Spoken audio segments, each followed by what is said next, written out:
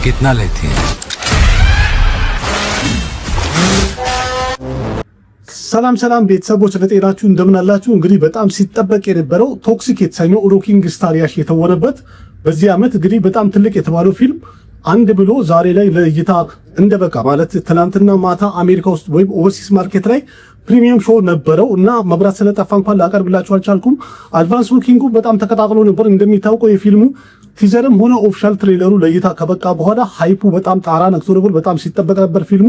በመጨረሻም በጣም በአስገራሚ ሁኔታ በጣም ብዙ ስክሪኖችን አግኝቶ ለእይታ በቅቷልና በአጠቃላይ የዛሬ መጀመሪያ ቀን ላይም አስገራሚ ገንዘብ እየሰራ እንዳለ እየተነገረ ነው ያለው። እንደተለመደው እንግዲህ ዝርዝሩን ወይም ደግሞ የመጀመሪያ ቀን ላይ ምን ያህል ይሰራል ተብሎ ተገምቷል፣ ከጠዋት ጀምሮ የታዩትስ ግርግሮችና ሁካታዎች ምን ይመስል ነበር የሚለውን ከማየታችን በፊት የተወሰነ አየት አድርገን የምናልፋቸው በጀት አለ፣ ስክሪን ካውንት አለ፣ እንዲሁም ደግሞ ሪከቨር ያደርጋቸውን የተለያዩ ገቢዎች በተርታ አንድ በአንድ እናያለን።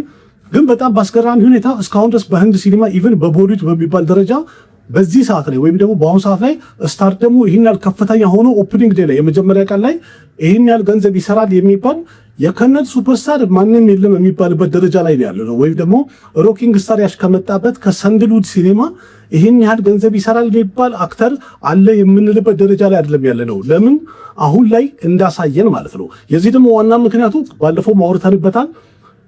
2022 ላይ ነበረ ኬጂኤፍ ቻፕተር 2 የተሰኘው ፊልም ለእይታ የበቃው። ከዛ በኋላ አድናቂዎችም ሆነ ተመልካቹ ያለ ትዕግስት በትልቅ ስክሪን ወይም በሲኒማ እስከሚመለስ ድረስ ያለ ትዕግስት የጠበቀ ነበር ተመልካቹ። አሁን ቶክሲክ የተሰኘ ፊልም ይዞ በወጣ ሰዓት ላይ በጣም ደስተኛ ሆኖ ግርግር እንደሚኖር እንግዲህ በጣም ሲጠበቅ ነበረ። በዛ ላይ ደግሞ ፓርትነርሺፕ ስለፈጠሩ ኦቨርሲስ ማርኬት ላይም ከፍተኛ ስክሪን አግኝቶ ፊልሙ ለእይታ በቅቷል። ምን ያህል አስገብቷል የሚለውን ከማየታችን በፊት ስክሪኑን ስናይ ቶክሲክ የተሰኘው ፊልም ለእይታ በበቃ ሰዓት ላይ ወይም ዛሬ ላይ በአጠቃላይ በህንድ ውስጥ ማለት ነው በሁሉም ቋንቋዎች ወደ 8500 የሚደርሱ ስክሪኖችን ማግኘት ችሏል። በዛ ላይ ደግሞ ፊልሙ ኦቨርሲስ ማርኬት ላይ ወይም በውጭ ሀገራት 4000 ስክሪኖችን አግኝቶ ለእይታ መብቃት ችሏል። ይህም ማለት ቶክሲክ የተሰኘው ፊልም በዓለም አቀፍ ደረጃ በአጠቃላይ ያገኘው ስክሪን ሲደመር 12500 የሚያክል በጣም ብዛት ያለው ከፍተኛ ስክሪን አግኝቶ ለእይታ መብቃት ችሏል። በያሽ የሥራ ህይወት ውስጥ ቀደም ብሎ ብዙ ስክሪኖችን አግኝቶ ለእይታ የበቃ የነበረው ትልቁን ሪከርድ ያዘ የነበረው ኬጂኤፍ ሁለተኛው ክፍል ነበረ ወይም ክፍል 2። እሱም ደግሞ ወደ 10000 የሚደርሱ ስክሪኖችን አግኝቶ ነበር በዓለም አቀፍ ደረጃ ለእይታ ይበቃው። ግን በአሁኑ ሰዓት ላይ ለእይታ ይበቃው ቶክሲክ የተሰኘው ፊልም በዓለም አቀፍ ደረጃ ከኬጂኤፍም የበለጠ ስክሪኖችን አግኝቶ ለእይታ መብቃት ችሏል። ስለ ፊልሙ በጀት እኒ ከተባለ ደግሞ ፊልም ሜከሮቹ ወይም ፊልሙን የሰሩት ሰዎች ይህንን ፊልም አሳምሮ ለመስራት ምንም ነገር አልቀራቸውም፣ ጠረዋል፣ ተጣጥረዋል የሚባልበት ደረጃ ላይ ነው ያለው። ምክንያቱም በወጪ ደረጃ ስናየው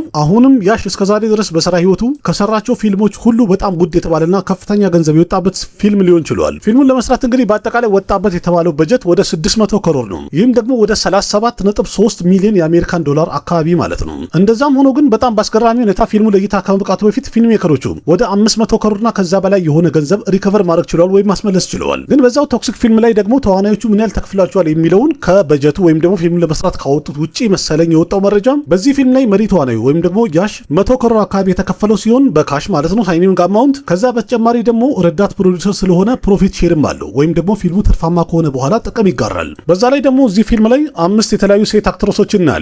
ምሳሌ ኪያራ አድቫኒ ክፍያዋ 15 ክሮር ነው። የኔንታራ ደግሞ 12 ክሮር ነው። ኡማ ኩሬሺ 6 ክሮር ተከፍላታል። ሩክመኒ በሰንት ደግሞ 2 ክሮር ተከፍላታል። ታራሱ ታዲያ ደግሞ በአጠቃላይ ወደ 3 ክሮር አካባቢ ተከፍላታል። ከዛ ሌላ ደግሞ ተጨማሪ ረዳት አክተሮች በድምር ወደ 12 ክሮር አካባቢ ወጪ አውጥተዋል ተብለዋል። ስለዚህ የተዋናዮቹ ክፍያ ደግሞ አንድ ላይ ሲደመር በአጠቃላይ ከ150 ክሮር በላይ ከፍ ያለ ገንዘብ ሊሆን ችሏል። ግን መጀመሪያ እንዳልኳችሁ ምንም እንኳን ፊልሙን ለመስራት 600 ክሮር ያወጡ ቢሆንም ፊልም ሜከሮቹ ወይም ፕሮዲውሰሮቹ ግን ፊልሙ ለእይታ ከመብቃቱ በፊት ፊልም ሜከሮቹ ከ500 ክሮር በላይ ሪከቨር ማድረግ ችለዋል ወይም ማስመለስ ችለዋል። እንዴት ካላችሁ እሱንም ደግሞ አንድ አፍታ በዝርዝር ለማየት እንሞክር። ቶክሲክ የተሰኘው ፊልም ቲያትሪካል ራይቱን ወይም ደግሞ የዲስትሪቢዩሽን ቢዝነሱን የሚመሩ ሰዎች ወይም የሚገዙ ሰዎች በሁሉም ቋንቋ በተለያየ ስቴት ላይ ሪከርድ የሰበረና ከፍተኛ የሆነ ገንዘብ መሰብሰብ ችለዋል። መጀመሪያ እንግዲህ አንድ ፐርዴስና ተለንገና የሚባለው ማለትም ቴልጉ ስቴት አካባቢ ለሚታይበት ቲያትሪካል ራይት ወይም ደግሞ ሲኒማ ላይ ለማሳየት ወደ 120 ክሮር ራይቱን የገዙ ሲሆን ታሚልናዱ ደግሞ ቲያትሪካል ራይቱን ወደ 63 ክሮር መሸጥ ችለዋል።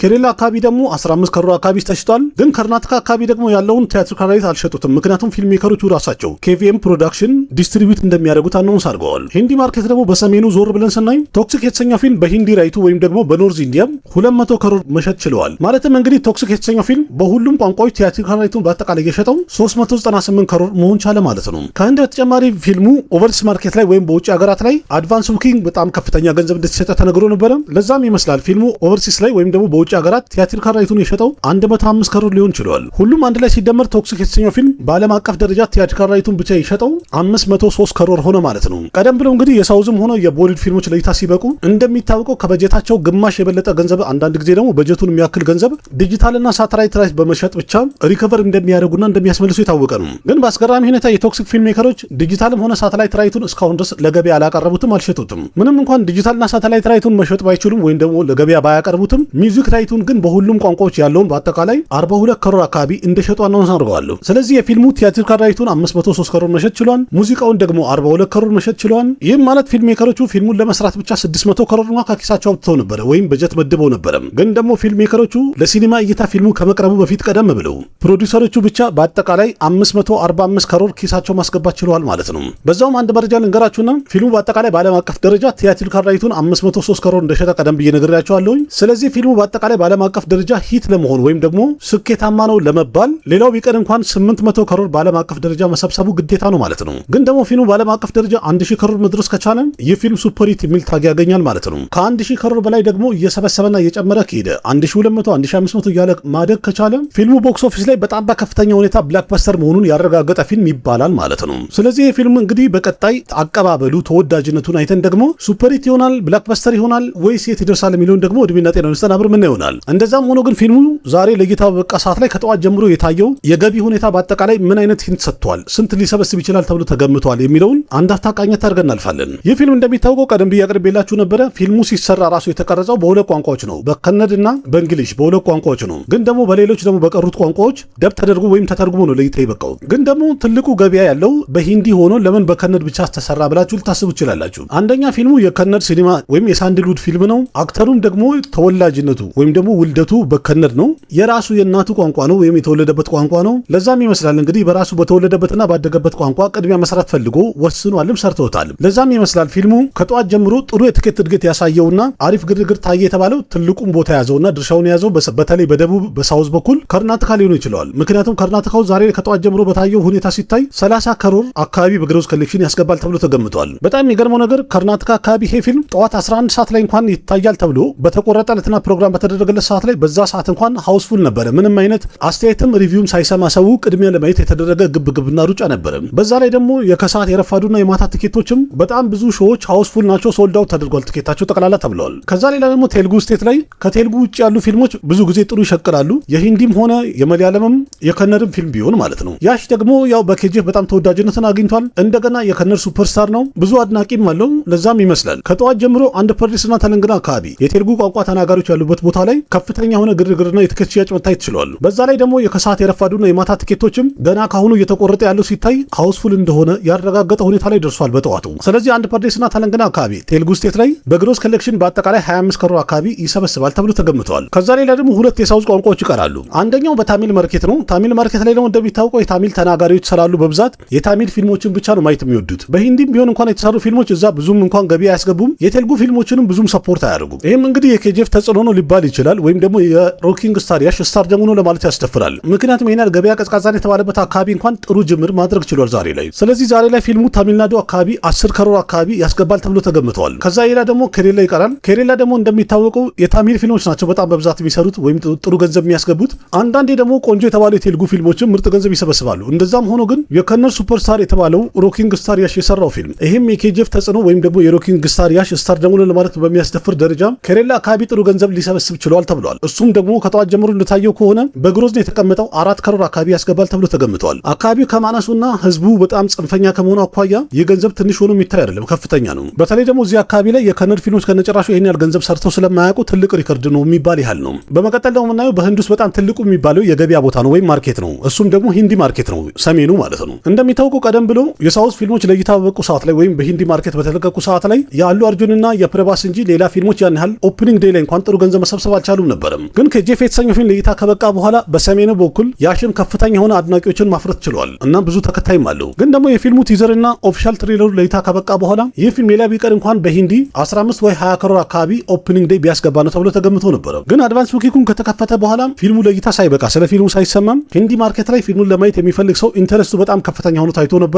እንዲሁም ዛሬ ከጠዋት ጀምሮ ደግሞ የነበረው ግብግብና የተቆረጠ ትኬት ሲታይ ቦሊውድ ላይ ያሉ ኤሊስት የሚባሉ እንኳን ሱፐርስታሮች ወይም ትልልቅ ትልልቅ አክተሮች በመጀመሪያ ቀን ላይ ይህን ያህል ግብግብ አልታየም የሚባለውን ያህል አሪፍ እድገት እያሳየ ነበረ ከጠዋት። በዛ ላይ ደግሞ የከሰዓት የማምሻውና የማታ ቲኬትም ምርጥ እንደተሸጠ ተነግሯል። ከዛ አኳያ ሲታይ እስካሁን ድረስ የወጣ ሪፖርት ከተባለ በሰሜኑ በኩል ቶክሲክ የተሰኘው ፊልም ሂንዲ ማርኬት ላይ በአጠቃላይ 45 ከሮር አካባቢ ይሰራል ተብሎ ተገምቷል። በግሮዝ ነው። ይህም ግን በዛው በሰሜኑ በኩል ሲለቀቅ ያው የሰለጠነውና የተለያየ ማህበረሰብ ስለሚገኝ በከነድም በቴልጉም እንዲሁም ደግሞ በእንግሊዝኛም ከሂንዲ ጭምር በአራቱም ቋንቋዎች ለእይታ እንዲበቃ አድርገውታል። ማለት ተመልካቹ የፈለገውን ቋንቋ መርጦ ማየት እንዲችል እድል ሰጥተውታል። ስለዚህ በሰሜኑ በኩል በአጠቃላይ በአራቱም ቋንቋዎች ያስገባው 45 ከሮር መሆን ችሏል። ይሄ በራሱ ደግሞ ትልቅ ሪከርድ ነው ወይም ደግሞ አሪፍ ገንዘብ ነው። ይህም ማለት እንግዲህ ፊልሙ ህንዱ ዛሬ ላይ በሁሉም አካባቢ ወይም ሁሉም ስቴት ላይ አሪፍ ምላሽ እያገኘን ያለው ጥሩ ገንዘብ እየሰበሰበን ያለው። ስለዚህ ሁሉም አንድ ላይ ሲደመር ይህ ቶክሲክ የተሰኘው ፊልም ሂንዲ፣ ታሚል፣ ቴልጉ፣ መለያለም፣ ከነድን ጨምሮ እንግሊሽ ጭምር ማለትም በሁሉም ቋንቋዎች የመጀመሪያ ቀን ላይ ወይም ኦፕኒንግ ዴይ ላይ ኦል ኢንዲያ ግሮዝ ኮሌክሽን 114 ከሮር ሆነ ማለት ነው። ይህም ማለት እንግዲህ ይህ ፊልም ገና የመጀመሪያ ቀኑ ላይ ብቻ በግሮዝ ኮሌክሽን 100 ከሮር እንዳለፈ እየተነገረ ነው ያለው። ከዛ ሌላ ግን በጣም አስደናቂ የሚያደርገው የከነድ ሲኒማዎች ወይም ደግሞ የትኛውም ሱፐርስታር ሁሉም ቢባል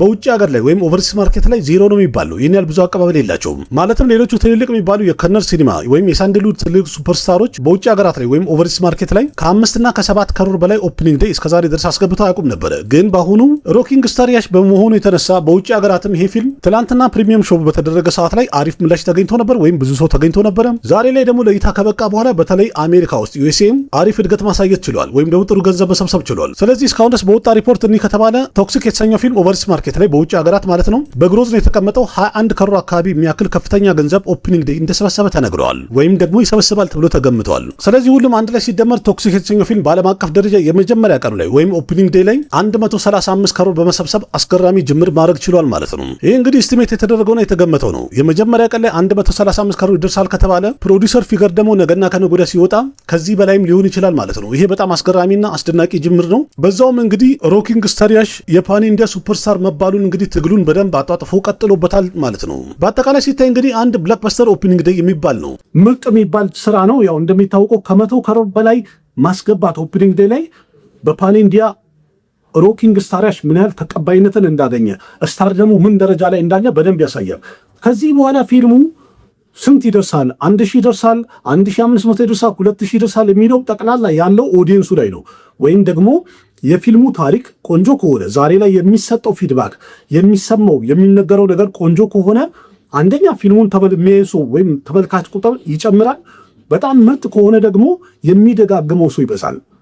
ሲደጋገምና ፋሚሊ ኦዲየንስ አንድ ላይ የተሰበሰበ ሲያየው ምሳሌ ዛሬ ላይ የሚያይ ሰው አለ።